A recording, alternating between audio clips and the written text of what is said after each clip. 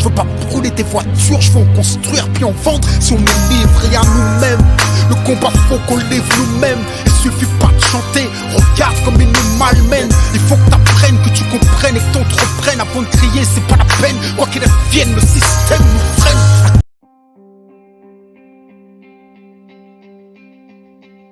Imaginez cette scène simple. Deux personnes regardent la même vidéo sur leur téléphone. Une altercation dans la rue entre un jeune noir et un policier blanc. Deux voix qui s'élèvent. La première personne dit « C'est une injustice, il est victime ». La seconde répond « Non, il a provoqué, il est coupable ». Même image, mais deux récits totalement différents. Deux émotions, deux jugements. Voilà la force du récit. Voici une histoire devenue presque banale qui aurait pu arriver dans n'importe quelle grande ville de France. À Paris, un jeune homme noir est contrôlé par la police. Une vidéo circule. Certains médias titrent « Un contrôle d'identité dégénère à cause de l'agressivité du jeune ». D'autres disent « Nouvelle preuve de violence policière ». Le même événement, mais deux récits qui orientent la perception. Et selon le récit qui s'impose, l'opinion publique change. Soit on parle d'insécurité, soit on parle de racisme. Ce n'est pas l'image brute qui décide, c'est les récits autour de l'image.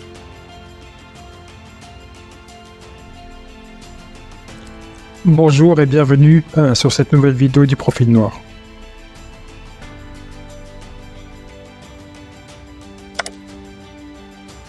Pourquoi ce sujet est-il important pour nous, noirs de la diaspora vivant en Europe? Parce que ces récits ne sont jamais neutres. Ils nous concernent directement.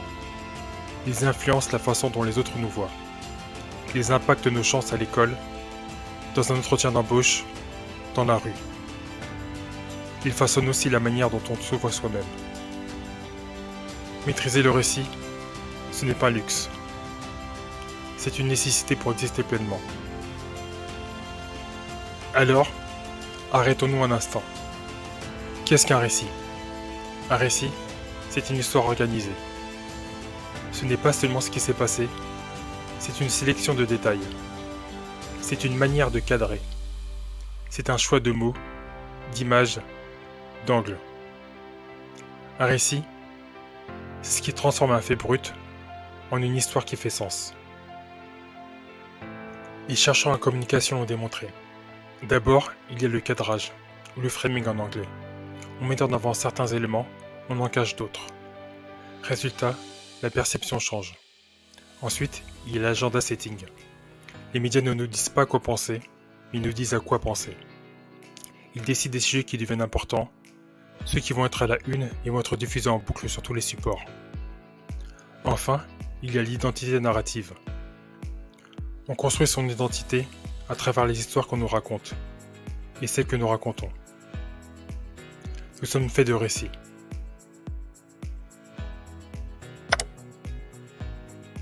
Alors, qui contrôle ces récits?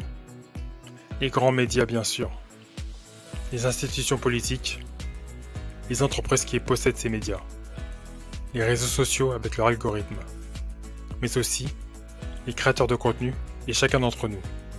Car aujourd'hui, un simple smartphone peut diffuser un récit à des milliers de personnes. La bataille des récits n'est plus réservée à une certaine élite. Elle se joue aussi sur TikTok, Instagram, YouTube. Regardez l'exemple des migrants africains qui viennent en Europe. Souvent, la presse parle de vagues, de flux, de pression migratoire. Ces mots transforment des vies humaines en chiffres anonymes. Et cette façon de raconter alimente la peur. Pourtant, derrière chaque personne, il y a une histoire de famille, de courage, de survie. Mais ce récit-là est souvent effacé. Et vous en voyez l'effet? L'opinion publique se forge une vision déformée, hostile. Tout cela à cause du récit dominant. Cette mécanique n'est pas nouvelle. Elle vient de loin. Elle est illustrée par le proverbe africain qui dit « Aussi longtemps que les lions n'auront pas leur historien, les récits de chasse tourneront toujours la gloire du chasseur. » Par exemple, durant la colonisation, l'Europe racontait l'Afrique comme un continent sauvage, arriéré, civilisé. Frantz Fanon l'a montré. Le colonisé est défini par le récit du colon. Edouard Waïd Saïd l'a démontré. L'Occident construit l'Orient comme un autre exotique et inférieur. Ces récits ont façonné les imaginaires collectifs pendant des siècles. Et aujourd'hui encore, il laisse des traces dans les médias, dans les films, dans les publicités.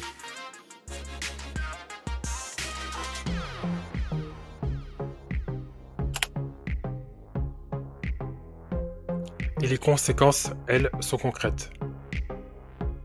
Un récit négatif, répété sans cesse, influence la manière dont on est perçu. Il peut te fermer des portes. Il peut renforcer des discriminations. Un policier, un recruteur, un voisin. Tous interprètent tes gestes à travers les récits qu'ils ont en tête. Voilà pourquoi le récit n'est pas abstrait. C'est un pouvoir réel, qui agit sur les vies. Mais heureusement, il existe des contre-récits. Des voix qui contestent, des vidéos qui montrent une autre image, des podcasts qui racontent des réussites, des films qui humanisent au lieu de réduire.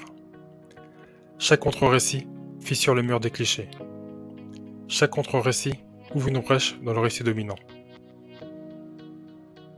Et chaque personne issue de la diaspora a un rôle central. Si tu connais les codes numériques, si tu parles plusieurs langues et à plusieurs cultures, tu peux raconter autrement. Tes récits peuvent toucher l'Europe et l'Afrique à la fois. Tu es au croisement. Et ce croisement est une force énorme. Alors, comment maîtriser le récit ? Première étape, il faut prendre conscience. Analyser toujours qui raconte et pourquoi. Deuxième étape, il faut produire soi-même.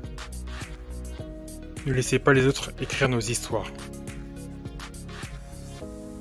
Troisième étape, il faut choisir nos mots. Préférez des mots qui humanisent plutôt que des mots qui stigmatisent.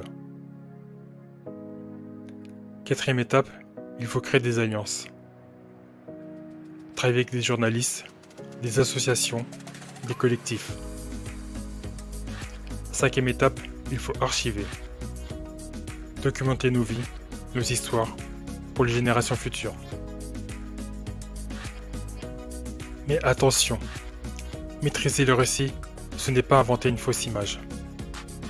Ce n'est pas remplacer un stéréotype par un autre. C'est raconter la vérité, avec dignité. C'est donner de la profondeur, pas de la caricature. C'est respecter la personne qu'on raconte.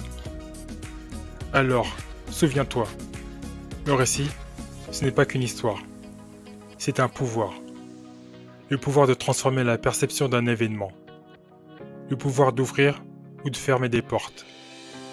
Le pouvoir de donner une voix à ceux qui n'en ont pas. Alors oui, maîtriser le récit, c'est revendiquer le droit d'exister selon ses propres termes.